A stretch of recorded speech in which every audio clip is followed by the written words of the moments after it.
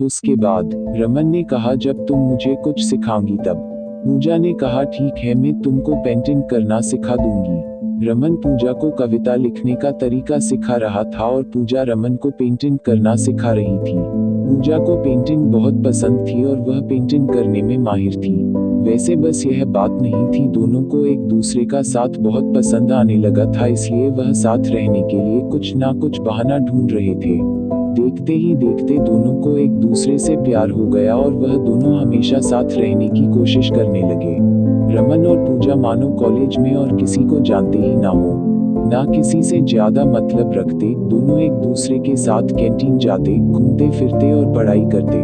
एक दिन रमन ने कॉलेज के फंक्शन में कविता सुनाई जो एक लड़की पर थी और उस कविता को सुनकर पूरा कॉलेज चौंक गया, क्योंकि रमन ने आज से पहले कभी किसी लड़की पर कोई कविता नहीं सुनाई थी। वह हमेशा सोशल इशू या फिर देश के मुद्दों पर कविता लिखा करता था। रमन की कविता सुनकर पूजा को पता लग गया था कि उसे किसी से प्यार हो गया है, पर उसको बहुत बुरा लग रहा था क्योंकि पूजा रमन से प्यार करती थी। दूसरे दिन पूजा ने रमन से कहा, बताओ कौन है वह लड़की जिससे तुम प्यार करते हो। रमन है कोई बहुत खास। पूजा कहा कि है।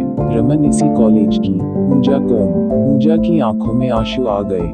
रमन जो मेरे सामने बैठी है और रो रही है। पूजा सच में? रमन है सच में। रमन की यह बात सुनकर पूजा को जैसे सब कुछ मिल गया हो।